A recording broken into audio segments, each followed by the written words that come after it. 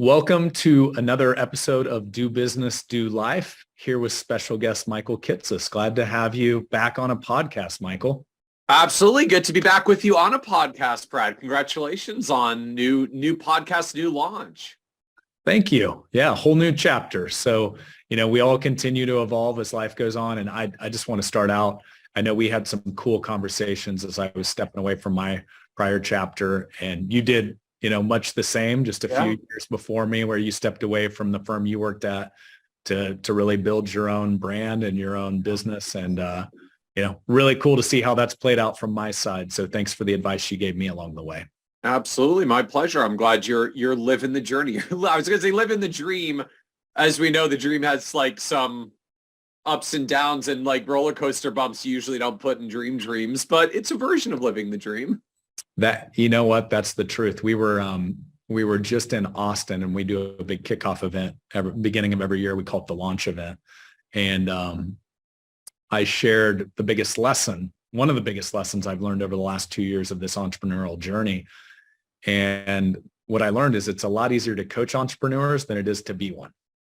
And I coached entrepreneurs for about 13 years. So it's a lot easier observing. It's kind of like that professor that was never actually the business owner, but teaches business, and you're spot on. It comes with a lot of ups and downs and waking up at 4 a.m. with 15 things on your mind. But you know what? The journey's been worth it. So now I'm curious, like, what was the biggest difference for you between what you saw from the coaching end and then what was different when you lived the journey? I think a couple of things come to mind. The complexity. I mean, I was running a sales team in my prior life, team of 6. And obviously, any team, you've got different personalities and you've got to figure out how to get that team to mesh and work together. Yeah. But we've gone from 0 to just over 40 team members in 2 years here. And the complexity of more personalities, more divisions within the company, not just focusing on the sales side, and just feeling like you're getting pulled 15 different directions all at the same time. Lease the printer, make sure the internet's working.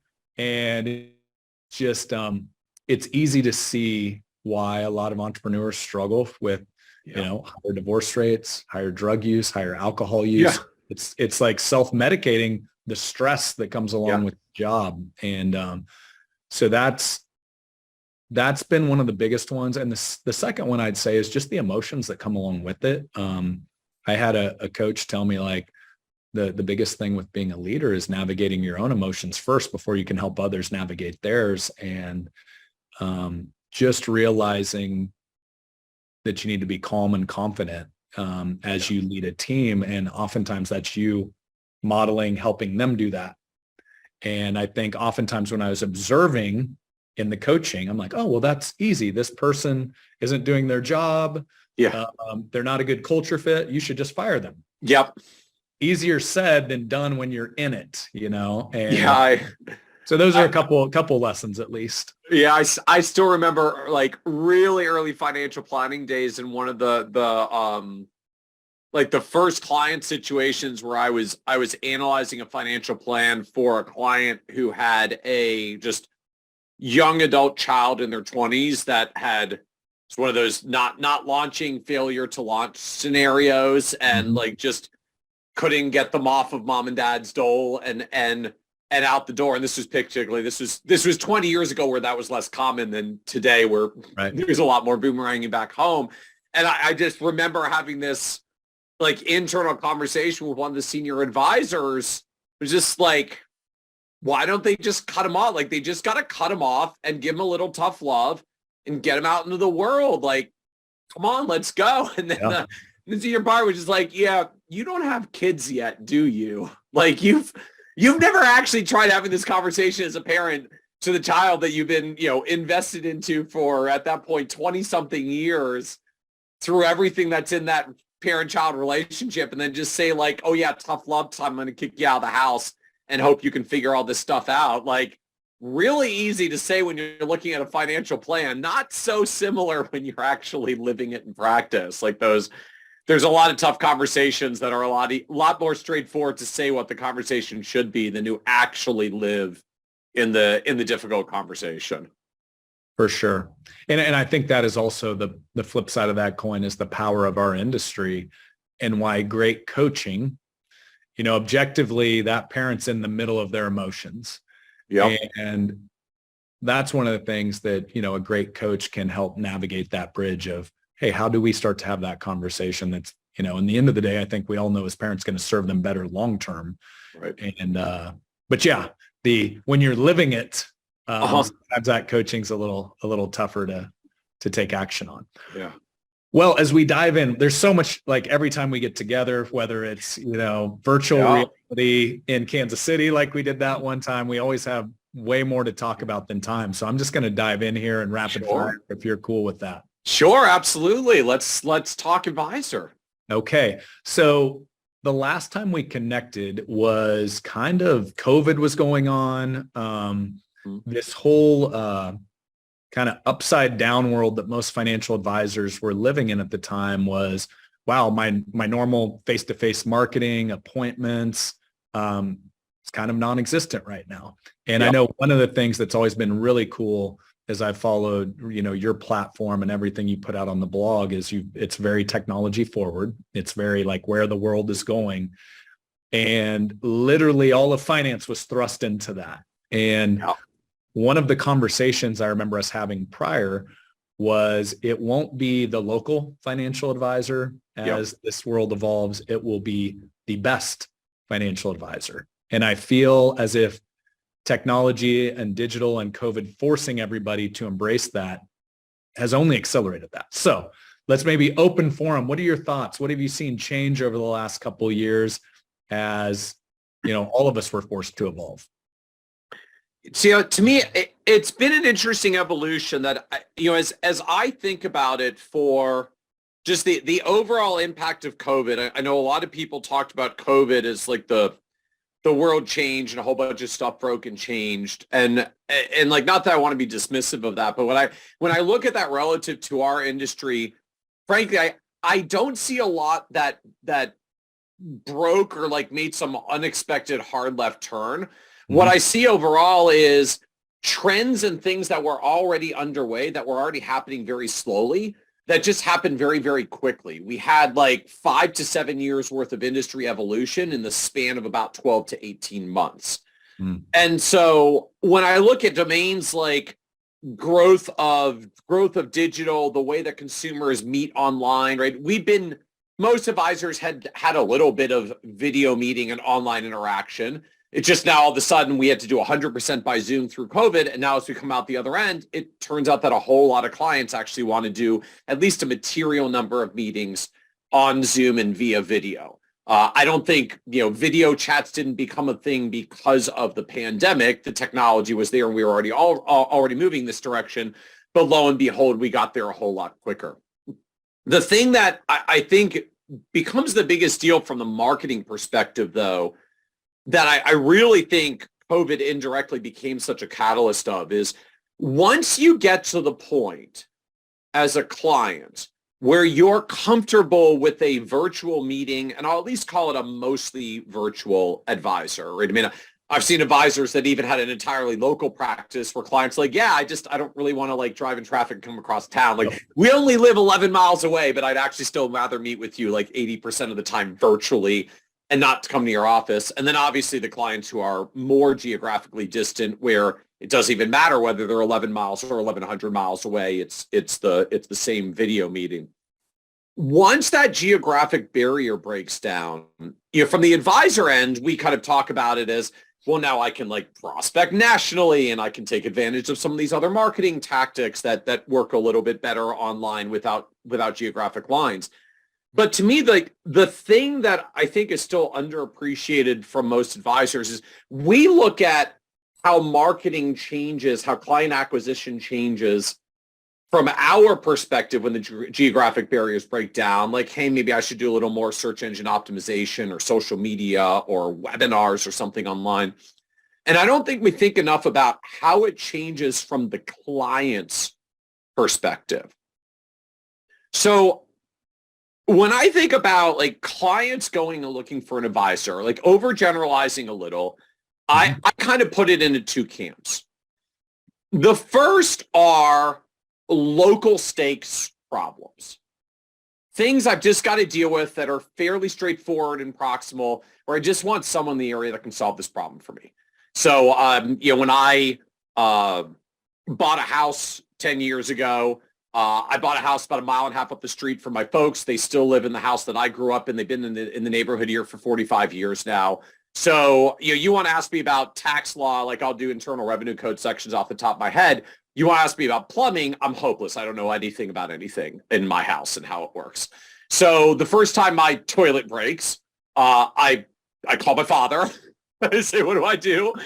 And he says, like, I call this plumber. We've had them out to the house many times. They do good work. They'll even come out on Sunday, and their rates are reasonable. It's like, thank you, Dad. Right? Just there's like a certain level of local stakes. I just need something done in a reasonably timely manner. It's just easy to go local. Ask my friends and family for a referral, and off I go. And that works it works well in the plumbing realm. It works well in the financial advisor. I'm like, I've had this 401k I've been meaning to roll over for a long time, or like my business needs to get a profit sharing plan set up. Like, who set up your plan? Like, can he or she come out to my office and set this up for our firm? The interesting shift that's happening, though, so it's one thing when you're dealing with local stakes problems. It's another thing when you're dealing with high stakes problems. So if you imagine for a moment, like you're coming back from the doctor and the news is not good. You have a very rare, potentially fatal disease. There may only be like 6 doctors anywhere in the world who even know how to treat this because it's so rare. There aren't many people around. Your doctor has no idea where to send you because she's never seen this before. And so you have to now figure out in a very high stakes situation, how are you going to find the doctor who will save your life?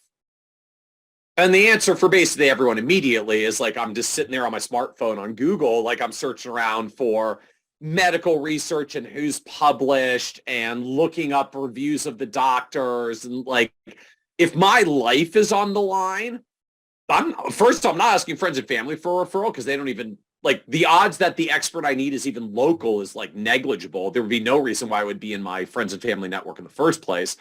And frankly, if the stakes are high enough, like, yeah, I'll get on a plane and go pretty much anywhere in the world if it's going to save my life. Yep. Like, geography doesn't matter anymore. And the higher the stakes the problem, the less the geography matters. And so when you now bring that into the financial advisor realm, where maybe it's not my life is on the line for a big disease, it's my business is on the line because I'm getting ready to sell it in a liquidity event, the one biggest financial event of my entire lifetime, to sell a medical practice that I've spent 27 years building as the lead doctor. And I'm trying to figure out how to maximize the value of my medical practice. And if there's some advisor that's halfway across the country that can show me how to turn my $3 million medical practice sale into a $3.3 million medical practice sale by getting another 10% on the valuation of the business, I don't have any problem getting on a plane and going 1,000 miles to see that advisor, because I'm going to net another $300,000 out of the sale price of my practice. And of course, when I now sell my practice for $3.3 million, guess who gets the money? Mm-hmm. And so the fundamental phenomenon to me that's changing is people with high stakes problems are less and less going to their friends and family networks for referrals and more going online because they can, because the internet is this amazing finding machine to find like the 6 people in the world who are an expert in your particular problem. If the stakes are high enough, you're certainly willing to travel to go see them. And the irony now is with the rise of Zoom video and the rest of the pandemic, we've never been more comfortable at any point working with someone who's not local, which just means like the threshold of what's a high enough stakes problem that we move away from local stakes friends and family referrals and we go online for virtual solutions. Like that threshold's getting lower, right? I don't even just need my life on the line. I could just be fairly sick and feel really bad and just want someone to help me. Or, it might've been like, I'll set up the local profit sharing plan with a local advisor, but I'm going across the country when I'm selling my medical practice. Now suddenly we're more and more flexible of like, well, maybe I'm just a partner in the practice, but I'm still willing to do this. Or maybe I'm making partner and I still want to go and look online for someone who's then going to work with me in building wealth for the next 10, 20, 30 years. Or maybe I'm just a really high income doctor and I feel like I got a lot of complexity because I got the medical practice I want to buy in someday. I've still got 6 figures of student loan debt I want to pay down. I'm hoping to start a family soon. I got a whole bunch of other stuff coming at me. I got no problem paying thousands of dollars in a financial planning fee, but I want someone who understands like doctor stuff and medical practices and buy-ins and student loan debt and all the stuff that I'm balancing at once, not just like local advisor that a friend of mine also uses because my friend's not a doctor in this exact same situation. I want someone for me because I'm feeling the complexity and I got some money to spend on a good advisor to help me through it.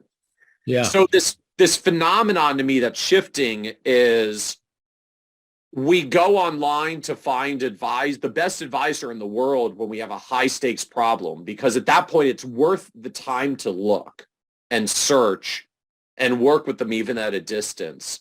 And the more that we get comfortable with virtual and the better that the internet gets at just finding things, the lower and lower that threshold is becoming. So we think of from the advisor end, like, hey, cool, I can work virtually and I can go online and do webinars and social media at the rest. But when you think about it from the client perspective, like, look, if I just want a generic advisor that can do anything and everything for everyone, I can find that person up the street from a friends and family referral. If I'm looking for someone online, I don't look online for a financial advisor. I look online for a solution to my high stakes problem. And that shift to me is kind of the digital marketing shift that most advisors are not capitalizing on yet, because we're thinking about it from our end. Hey, I'm going to go join social media platforms, and not from the client's end. They're not just following random people on Twitter for witty sayings to figure out who to give their life savings to, but they might be looking for who is an expert on the particular high stakes problem that they've got. And we're going to work with you if you bring the answers to that, but only if you bring the answers to that. And it's a very different way of showing up in the digital realm. Yeah, and this is not a new concept in finance that, the riches are in the niches, or however a different way you've heard that said. But I can think of 2 real life examples. There's an advisor that just specializes in McDonald's franchise owners. There's another one I can think of with interest rates spiking. His group just focuses on pensions, and those have been very negatively impacted with rising interest rates. Right. And so they've got this, what I would call, very niche problem that people all across America need help with. And on the flip side of that, prior to COVID, I can speak to both of my parents. Maybe they had just kind of figured out how to use FaceTime on their iPhone, but they sure didn't know anything about Zoom. And now it's the technology adoption on that retirement aged, not as tech savvy individual that now everybody has Zoom on their phone, right? And so it's also the network effect that's happening where, okay, they maybe had a problem that they were niche that they could solve nationwide, but their consumer base or prospect base was not really armed to be able to have that conversation virtually. Now they are. So that's another piece of it as well. And I think there's an important follow-on to recognize around that as well. And sort of this perception that we've carried for, I feel like 10 or 20 years of this kind of this idea of like younger people are technology adopters and are willing to do computer stuff and work online, but quote unquote old people, seniors, i.e. retirees, for all those who work with retirees, aren't. And to me, the fundamental thing that I think the industry is missing is, like, simply put, your retired client of today is not your retired client of 20 years ago. Like, I put this in my context. The retired client 20 years ago was my grandparents. My grandfather was born in Eastern Europe in 1911, and he remembers when his family was emigrating to North America, the first time he got to Paris as an 8-year-old right after World War I, because it was the first time he saw the electric light. He was not so prepared for online video meetings when the internet showed up. He grew up in a different world in a different time. My parents, who are baby boomers and are today's retirees, they are retired in their 70s. My parents were computer scientists. They programmed computers for a living for 20 plus years because baby boomers kind of had computers everywhere for the majority of their working years. Maybe not the very beginning when they started their careers, but computers started showing up in offices by the 1980s. And if you're a boomer, that was somewhere in your 20s or 30s. So most of your career was in front of computers. So my parents have no problem dealing with computers. My grandparents would have been completely lost.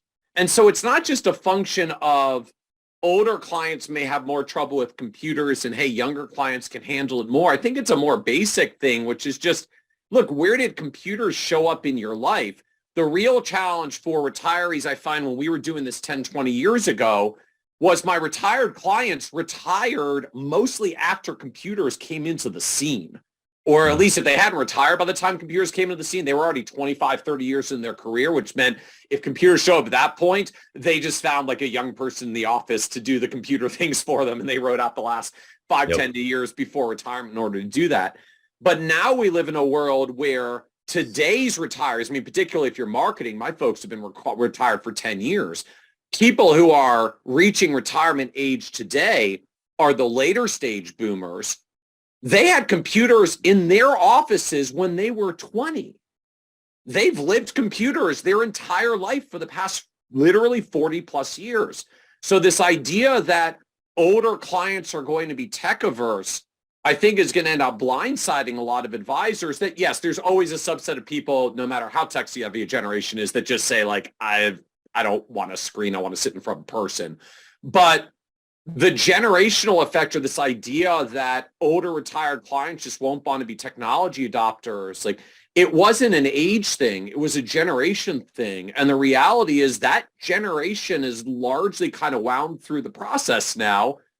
And certainly if you're marketing to retirees today, which is still where a lot of us are as advisors, like these are people who spent 40 years with computers in their lives. The idea that they will suddenly be computer averse when they're retired, I think is going to be a startling misconception for a lot of the industry. And to me is why most firms did just fine as the pandemic broke and we all had to go on to Zoom. It's like, because these people have been using Zoom in their offices for the past 10, 15 years as well. Like it wasn't new. And when you look at the rotation of the generations from there, like Gen X has been eligible for AARP for 5 or 6 years now. Like the front end of Gen X is past age 55. So pretty soon our retiree prospects are Gen Xers. They were playing Nintendo games when they were young children. Like they're fine with technology. And so again, when you bring that back to the advisor world, yes, if you want to solve low stakes local problems, you can continue to find clients locally, but clients that have high stakes problems are increasingly going online. And as the generations rotate through, they are increasingly more comfortable going online because they've had the internet and computers for more and more of their entire lifetimes as well. And I really think we're going to start seeing a fundamental shift in just how clients think about finding an advisor and engaging with an advisor because they have a very different comfort level with technology. It's not an age thing. It was a generational cohort thing. And the non-computer adopting cohort is mostly wound through the process at this point. Yeah, 100%. I'm very much aligned with that thought process. So let's transition. One of the things with technology and the internet is it's become really easy to access data. Yes. And I definitely saw a lot of this happen. You know, I got into business in 2007. And as the idea of a financial plan has evolved, you know, I remember first off, a lot of advisors way back when they didn't do the best job at building a financial plan. And part of that was it was dependent on the school of finance that you grew up in. But there became an evolution of this leather-bound binder. I know you know exactly what I'm talking about. I used to use the binding, like the binding machine. You would like punch all the pages and then you would like layer them onto the little hooks and then close the binding machine. Absolutely. And it almost became like this race to who could build the thickest, most Yeah. data dense financial plan with all the charts and graphs Yeah. and backing up all, here's why you're paying me this money because I'm doing such, amazing planning. And now what I've started to see, and I know we have a mutual friend in Carl Richards who wrote a book called The One Page Financial Plan. Yes. Now we're almost starting to see it revert back the other way. And it's how can we simplify the complexity? And, if you're building on a CFP standard, income, investments, taxes, healthcare, legacy estate, all the worlds that encompasses, that's a lot. But it's almost reverting back to, can I get this complexity onto one page where it's simple and it makes sense to somebody that's like a fifth grader? So that's a really big topic. Let's just riff on that. What are your thoughts? What trends do you see? There's a really cool Twitter thread out there on like the best one-page financial plans. Yeah. Let's dive in on that topic.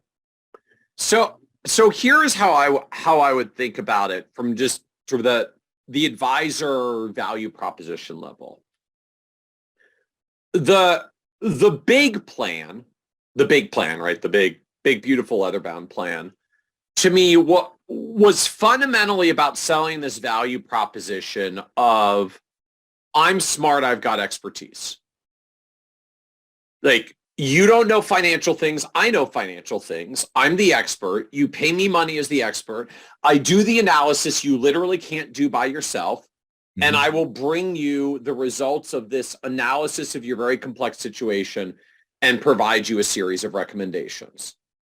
And just that's fundamentally an expert transaction, and I think a pretty good solid one from that perspective, right? In that domain, basically, like the better the advisor, the thicker the plan, or more directly, like the better the advisor, the longer the list of financial planning recommendations I can give you, right? Like a good financial advisor can analyze this client and find 8 recommendations. A great financial advisor can analyze the same client and find 13 recommendations. And then a fantastic leading financial advisor can take the same client's information and find 19 different financial planning recommendations that would add value in this client's life.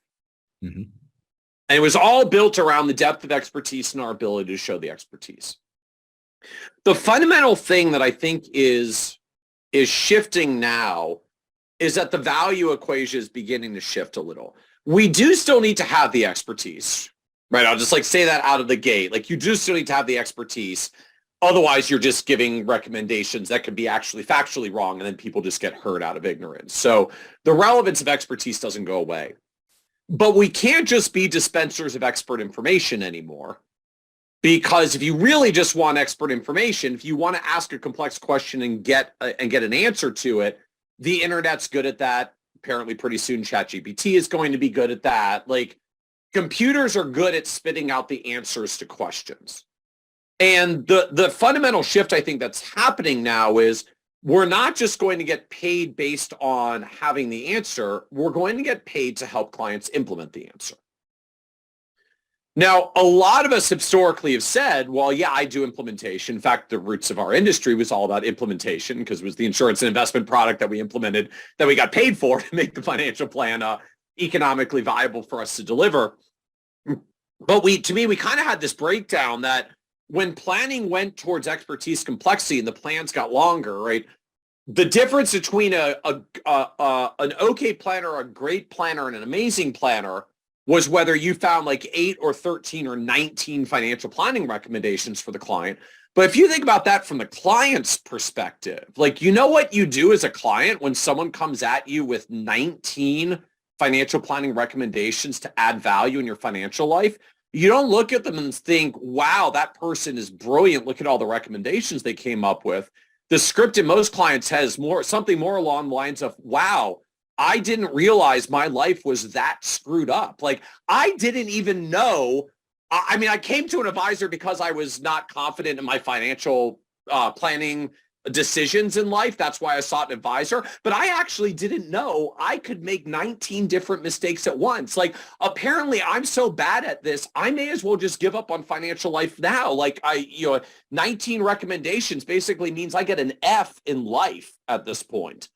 And it's just depressing. Like, it's outright depressing for clients to come at them with that many recommendations. It's demotivating and can be outright destructive because people just look at that and say, wow, like I'm basically a lost cause. I didn't even know I could do that many things wrong. But like, why even bother at this point? And overwhelmed. Where do utterly, completely overwhelmed. Like, where do I even start? This is like 3 years worth of work. Like, and I was just hoping to like feel a little bit less pain. I actually feel worse about my financial life now than before I came into your office thinking I need help, because I'm leaving your office realizing I'm far more gone than I even realized when I walked into your office. And so at the most basic level, you want to think about how that translates. Like, imagine a world where the primary way that an advisor is evaluated is the percentage of the financial planning recommendations that their clients actually implement. The percentage of financial planning recommendations that your clients actually implement. So you don't get credit for giving them a list of 19 and then having them be so overwhelmed that they leave and walk out the door. Giving them 3 that are meaningful and having to actually implement 3 is way better. Because frankly, if they wanted the list of 19, they could probably at some point give their situation artificial intelligence and it'll list out 19 things that they could be doing differently. But again, that's just demotivating. Mm-hmm. If I want to get to what do I actually do to implement this? How do I get to a decision I'm comfortable with, have buy-in, feel motivation to follow through on the recommendation and actually take action to implement it? It's an entirely different skill set. And to say the least, what it starts with is not coming to the table with 19 financial planning recommendations and a 172-page financial plan, because that's just setting up the overwhelm. I'm just so far gone, I may as well give up on this. And that to me is really the essence of what's coming forth in these one-page financial plans. Like, it's not just about simplifying down and getting it all to one page. The common theme that I see on most of those one-page plans comes down to sort of 3 core elements. There's something that reminds people about the purpose, the goals, the intention of this all, right? Carl likes to call it the statement of financial purpose. Different advisors do it different ways, but it's that touchdown to come back to that we all go through with clients where you say, like, why are you doing all this in the first place? And they get back to that, like, because, money means safety and money gives me security so that I can live the life I enjoy, or money allows me to have the generosity to support my family and organizations the way I want. Like, we've all got our different things, but it kind of sounds like, Michael, it'd be the Simon Sinek, start with why, or Covey's 7 Habits, start with the end in mind. So it's like, hey, here's why we're actually doing this. It's like, here's why we're doing this. Mm-hmm. Here's how we're progressing. Like, one of the interesting things about most one-page plans that I've seen is that they don't just capture a moment in time, they capture progress over time. Here's how your net worth's progressing. Here's how your savings are improving. So a reminder of, we'll call it the why, a sense of progress, and what are we doing next? One of the most interesting things to me about almost every one-page plan that I see, it's got action items. It's got next steps, not 19 planning recommendations, the 3 or fewer that we're working on right now. And then every time we update that one-pager, they change as we check things off the list and bring new things into the picture. And so that combination of sense of purpose, sense of progress, and what are our next steps, like, those are the elements that drive action, that drive behavior change. Like, you can do it. Here's why you're doing it. You are already succeeding and making progress. Here's the thing that we're going to tackle next. And as we check that off, it feels really good. And then we want to do more, and we continue the momentum. And so the essence to me of what you're seeing, like, yes, one-page plan is neat in and of itself. And I love some of the beautiful ones that people have put out there. But the real thing to me that's happening underneath is we're beginning this shift from my value is I give you this expertise, which I demonstrate through the length of the plan and the weight of the plan and the volume of financial planning recommendations. And we're moving into a realm where we're judged by action and implementation, and the tools to help people take action are not the same as the tools that are built just to show our expertise. And so the expertise still has to be there. Even most advisors that I know that are doing one-page financial plans, like the rest of the financial plan is still there. Like it's still in the software. They may still print it. It's like a one-page plan with a 50-page technical appendix behind it, because we do have to still, I think, just from the advisor, we have to show our expertise at some point. Otherwise, like I can write all of your financial planning recommendations on 3x5 index card. But if I actually give it to you as a 3x5 index card, you're going to assume I didn't even do the work, and you're not going to take the recommendations because they're not credible, even though they actually really might be the right thing to do. So there is still a need that I think we have to demonstrate credibility and to demonstrate our expertise and to show that when I give you this short list of things to do, it's because there's many, many, many pages of work and analysis that went into this. But the essence, I think, of the shift that you're seeing is when you start driving towards questions like, how do you maximize the number of recommendations that the client actually implements? You don't give them a list of 19 action items to implement. Yeah. One of our top firms that we work with, they make the analogy very similar to how you are right now.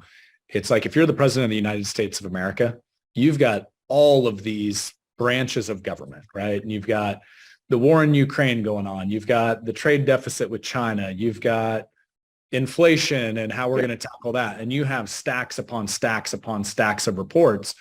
Well, how does the president of the United States of America make decisions? Well, he's got executive summaries. Summarize like the big ideas out of the report so they can make decisions and get stuck in the minutia of all of the data.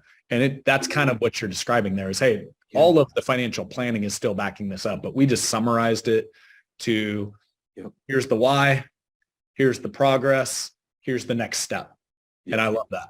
So, well, I'm looking at the clock here. We got a lot to talk about. Not much. So we're going to transition to another thing as we were kind of preparing for this conversation before we started recording. One of the things this next chapter for me here at Triad, we talk about do business and do life. And I grew up in finance as you did. And I think it's safe to say there can be some egos in this space. There can be a little bit. Just a little bit. Pop up, cross paths a time or two. There can be really, I've seen it and it's unfortunate. I've seen a lot of advisors in the pursuit of growing a business, hitting that, I brought in 50 million of assets this year. I want to bring in 100 next year, 150, 200. And it gets very like almost laser focused on production and top producer at whatever they're in and parade across stage and get recognized.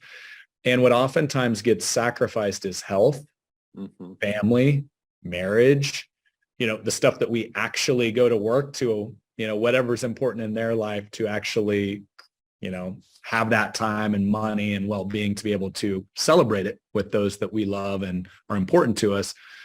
And one of the things we talk about is it's balance and its integration here. Grow a business that blesses your life, doesn't become your life. And so on that note, doing a little research before we hopped on here, you do a really cool study. It's called the Well-Being Study. And it's really a survey for advisors in our space of like, hey, dude, how are you doing? So I would love for you to dive into your findings there, maybe some surprising data and what that looks like. And maybe we can help a few advisors that are hitting that red line burnout that often, many advisors, especially top performing advisors, face in our industry. Yeah, I appreciate the discussion around it. This is something I've long been focused on, just really, I guess, as you said, like from my own perspective, from my own journey of going through the business and this phenomenon that I found is as I became more successful in my business, as I worked with other advisors that were more successful, and basically saw this phenomenon that like, I'm talking to more people who are making more money, but I'm not talking to people who seem any like happier in what they're doing. In fact, in general, I would find that the larger the advisory firm, the more stressed that they tended to be. And it kind of opened this curiosity loop for me around what what was going on and why that was. And so what I found in that domain is a couple of things. One, at the most basic level, we find that the happiest advisors are not the ones who earn the most money.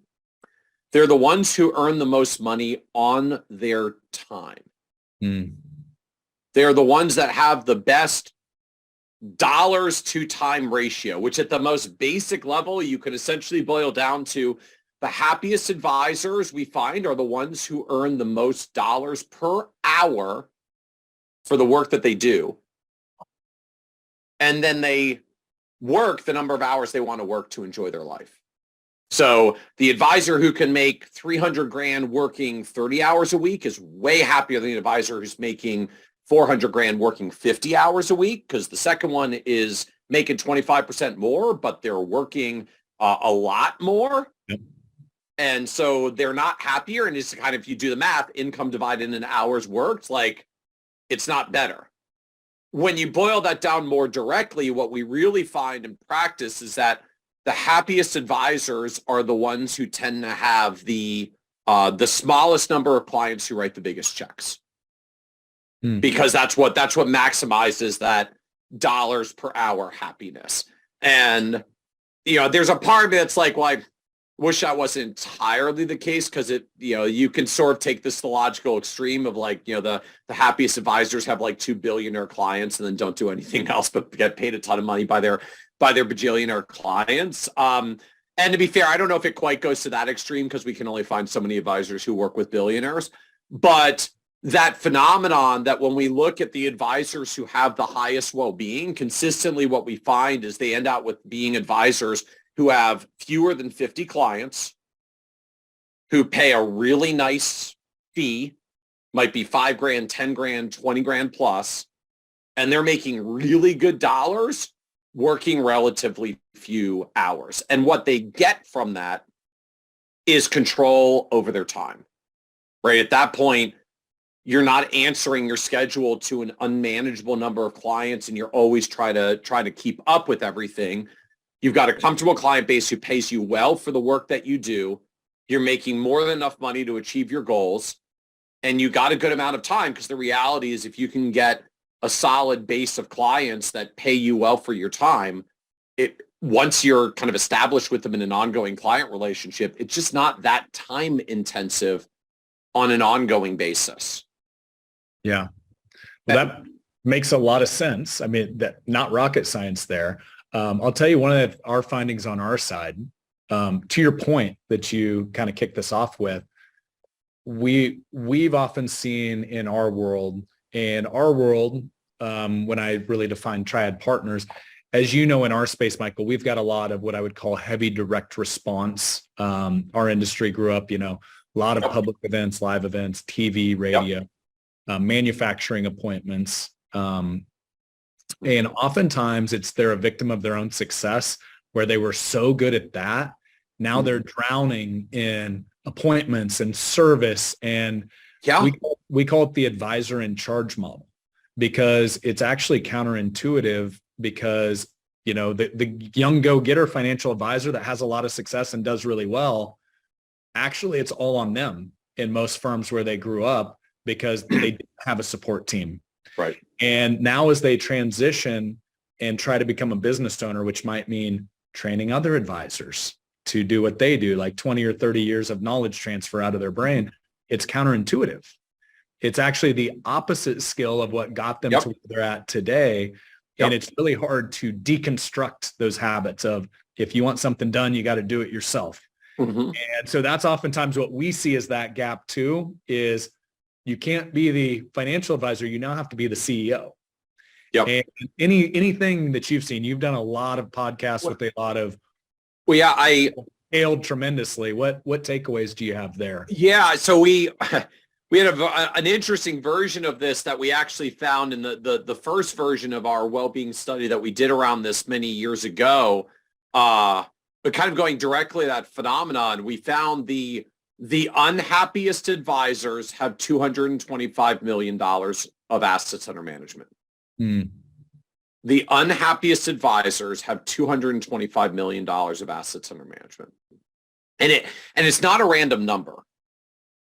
What you find, so if you draw that from the practice metrics, so advisory firms, at least in the AUM model, we tend to talk about the proverbial 1% fee, but the truth is most firms don't actually literally get 1% of their top line assets.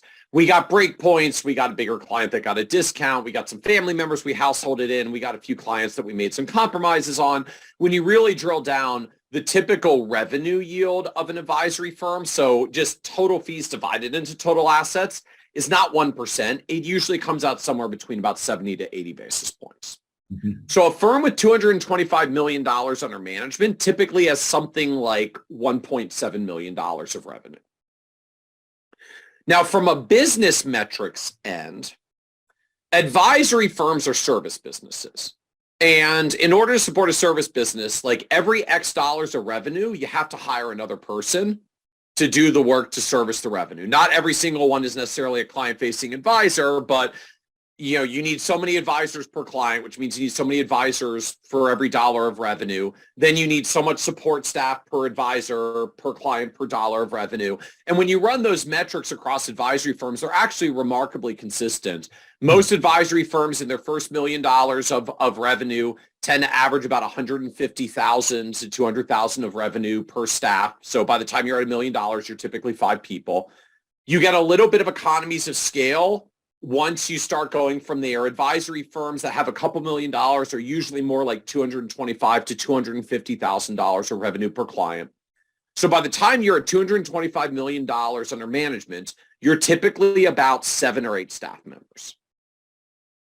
Now, if you look up any management book about how many direct reports a manager can have and be effective, the answer is usually about 6 to 8 direct reports. Beyond that, just you can't really stay as invested and involved with the people, and it starts to peel out.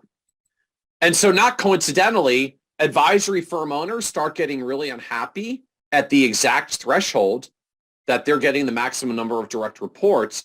Because as an advisor, not only if I built this firm and I did this, do I have 6 to 8 direct reports, I also still have like 172 clients that I'm supposed to be servicing as well.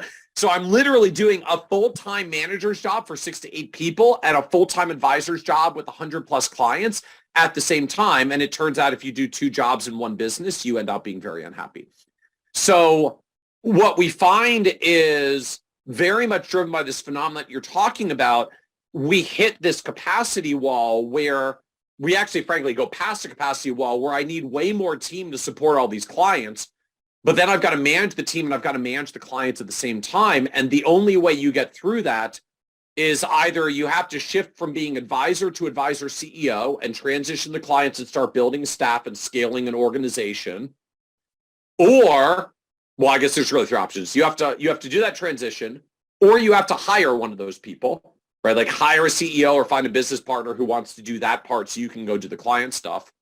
Or you have to, as I put it, right size your practice, which means find a way to get rid of those clients and let them go so that you can solve this problem for yourself. And the challenge for most advisors is we get so obsessed with, I worked so hard for that client, I can't possibly let them go. We refuse to let the client go. We just say, I'm going to hire a younger junior advisor. I'm going to hand it off to them. It's like, dude, you got rid of the client, but you took on a full-time direct report, not solving the problem. Yep.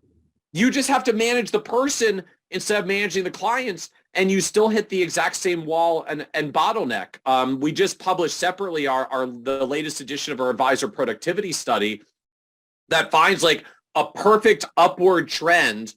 The more employees an advisory firm has, the more time that they spend as an advisor in the business. Just the whole idea of like, well, once I finally get to 2 or 3 team members, I can delegate all this stuff and I'll have more free time.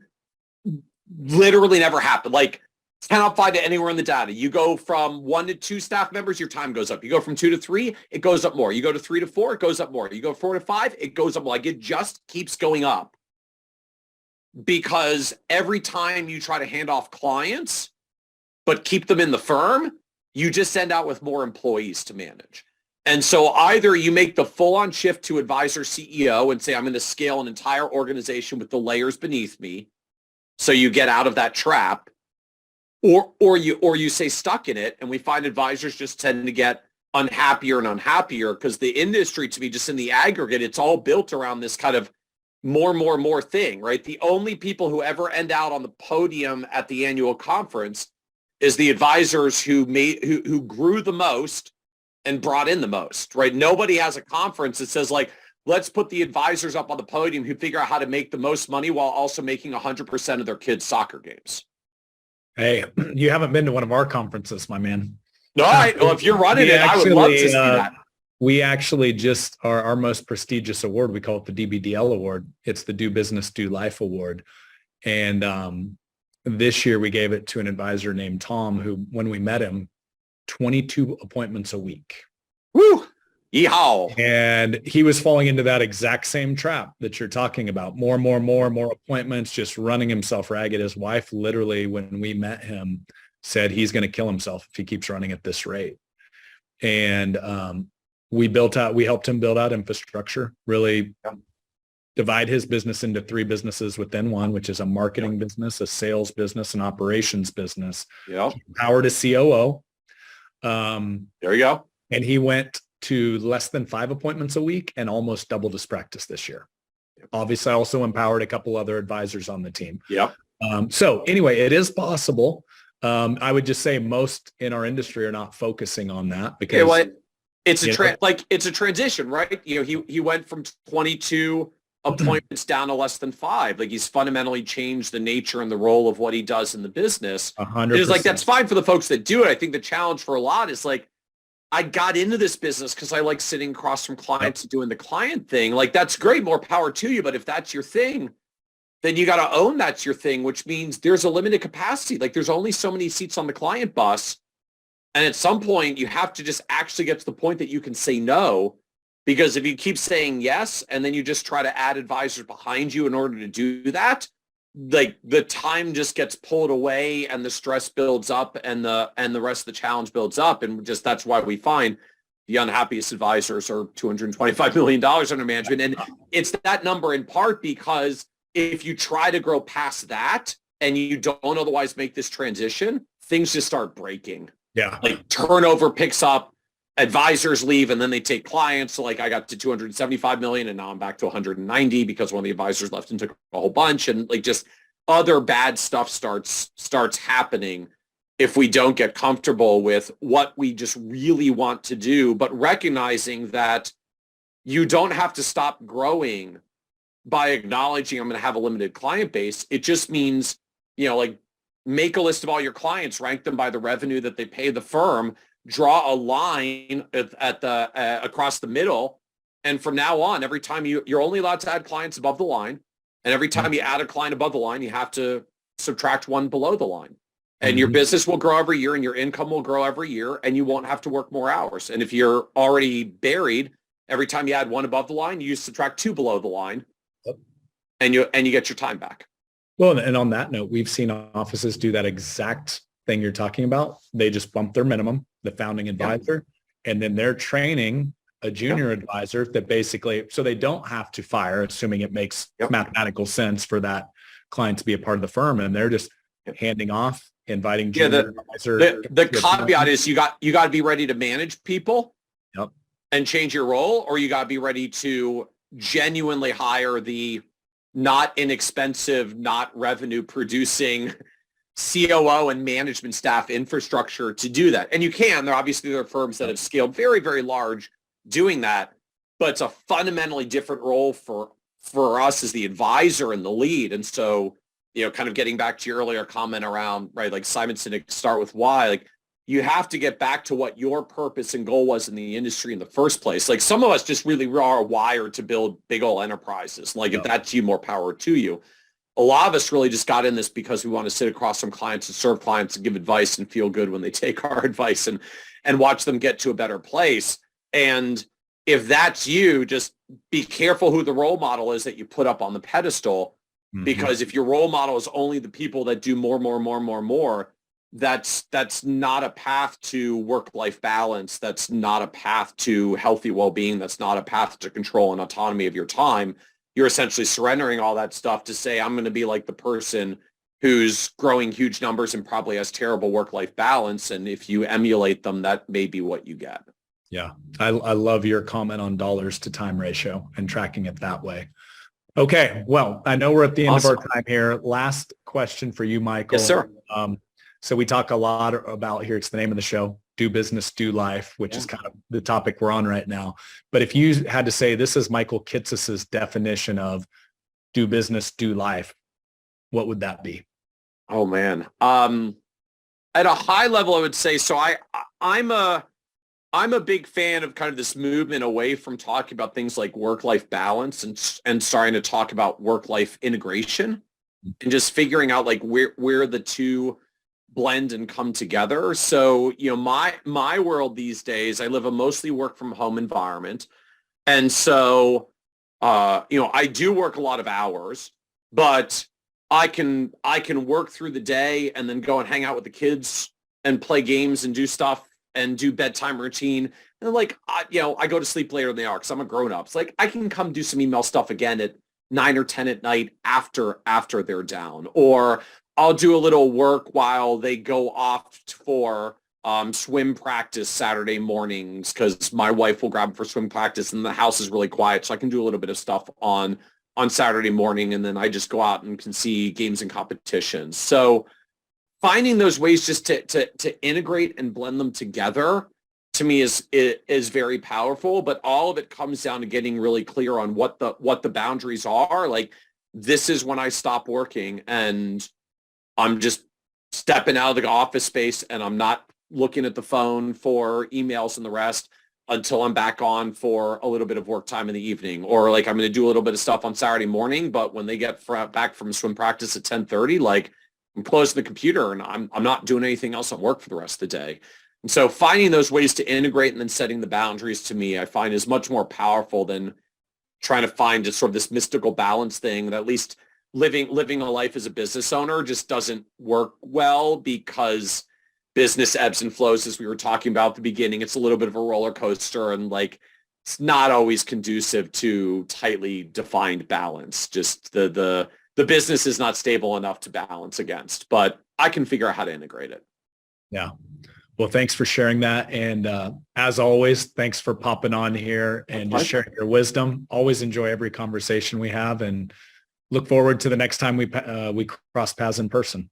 Awesome. Likewise. Thank you, Brad. And congratulations again on the podcast. Thanks, Michael. We'll see you. Absolutely.